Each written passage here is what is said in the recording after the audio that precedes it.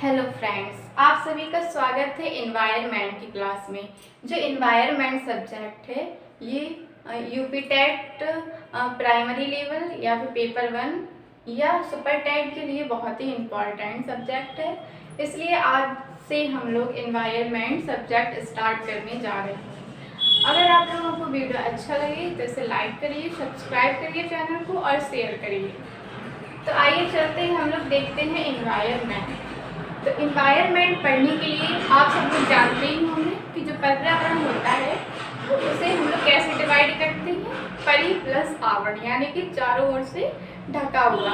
ऐसा आवरण जो चारों ओर से ढका हुआ होता है उसे हम लोग पर्यावरण कहते हैं।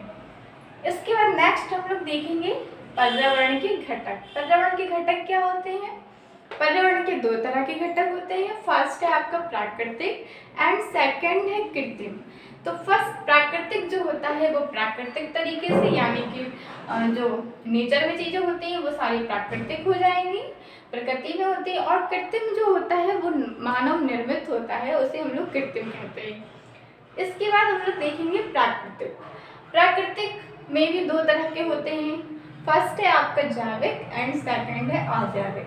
जैविक के अंतर्गत आपके आ जाएंगे जीव जंतु, पेड़ पौधे, पादप जिसे बोलते हैं, ये आपका जैविक के अंतर्गत आ जाएगा। और जो अजैविक होता है उसके अंदर आपके जल, प्रकाश और वायु आ जाता है। तो ये हो गया आपका पर्यावरण के घटक। इसके बाद हमारा नेक्स्ट जो है पर्यावरण के क्षेत्र। पर्यावरण के क्षेत्र क्या होते हैं? तो यहाँ पे पर्यावरण के क्षेत्र है, फर्स्ट है आपका स्थलमंडल, सेकंड है जलमंडल, थर्ड है वायुमंडल एंड फोर्थ है जैवमंडल। तो फर्स्ट है आपका स्थलमंडल। तो हम लोग यहाँ पे देखेंगे कि क्या होता है स्थलमंडल। तो पृथ्वी का बाहरी परत को हम लोग स्थलमंडल कहते हैं। इस परत में क्या क्या आ जाता है? चट्टानें आ जाती हैं, मरुस्थल आ जाते हैं,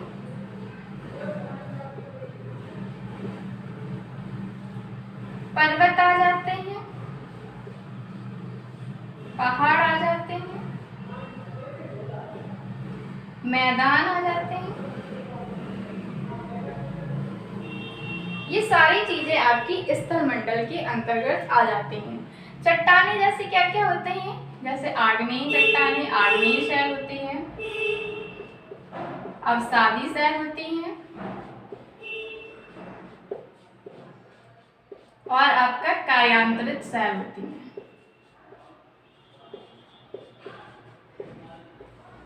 ये सारी आपकी जब चट्टानों के अंतर्गत आ जाती है। मरुस्थल में आपके जैसे हो गया थार मरुस्थल, सहारा मरुस्थल, ये सारे मरुस्थल आपके स्थलमंडल के अंतर्गत आ जाते हैं। इसी तरह से पर्वत, पहाड़, मैदानी, ये जितने भी क्षेत्र हैं ये सारे क्षेत्र आपके स्थलमंडल के अंतर्गत आते हैं। इसके बाद है जलमंडल। तो ऐसा मंडल जहाँ पे हम लोग जिस क्षेत्र में जल पाया जाता है उसे हम लोग जलमंडल कहते हैं। तो पृथ्वी क्या बोलते हैं? तो जो हमारी पृथ्वी होती है, पृथ्वी में 29% भाग हमारा स्थल होता है एंड 71% भाग हमारा जल होता है। तो ये हो गया आपका स्थल एंड जल कितना हो गया? 71%।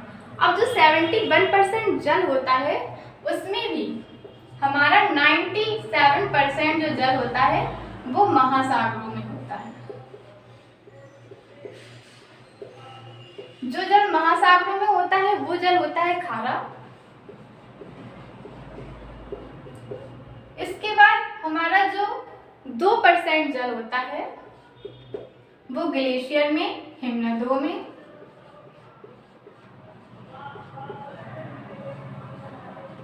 और ध्रुवीय क्षेत्रों में होता है।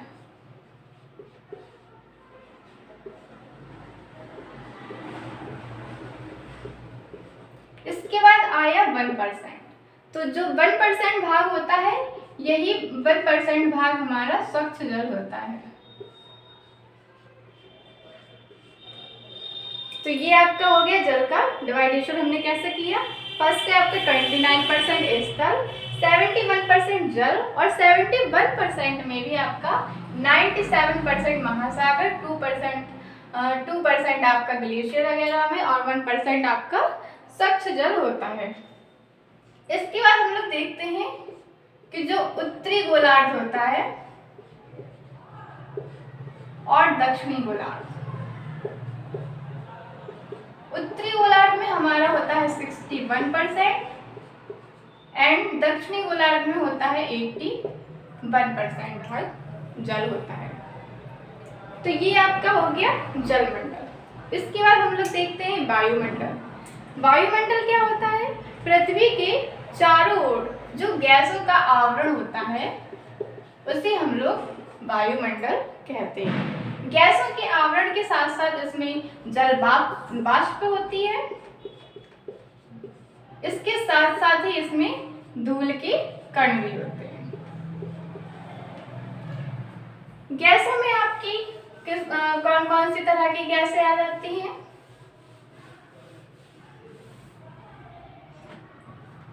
वायुमंडल,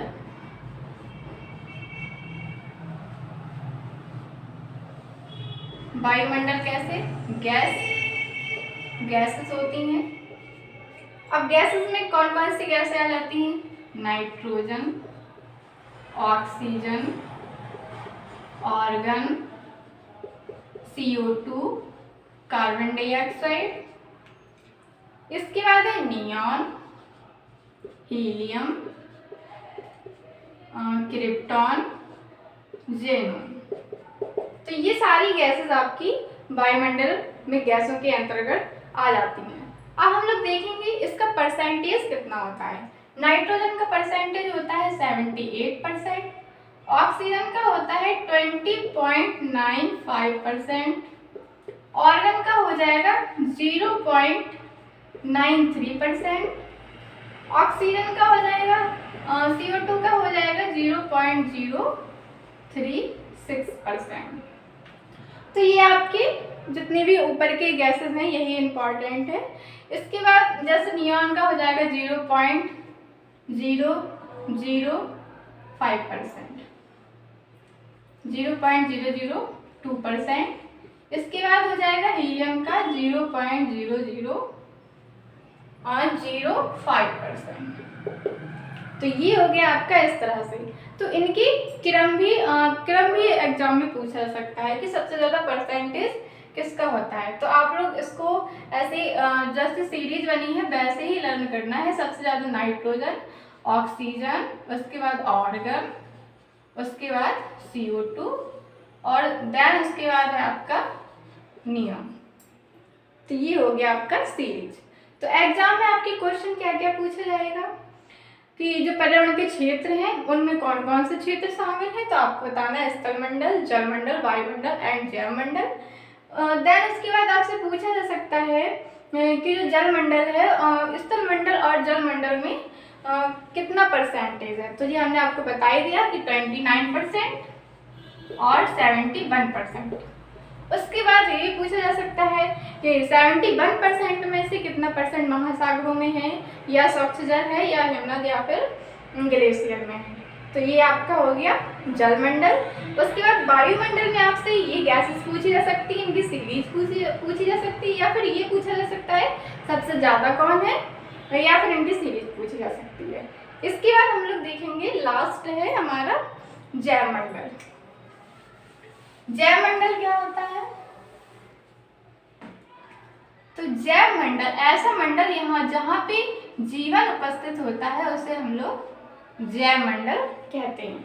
तो जीवन के लिए हमें क्या क्या जरूरी है? हमें स्थल भी जरूरी है, स्थलमंडल को भी जरूरी है, जलमंडल भी जरूरी है और वायुमंडल भी जरूरी है।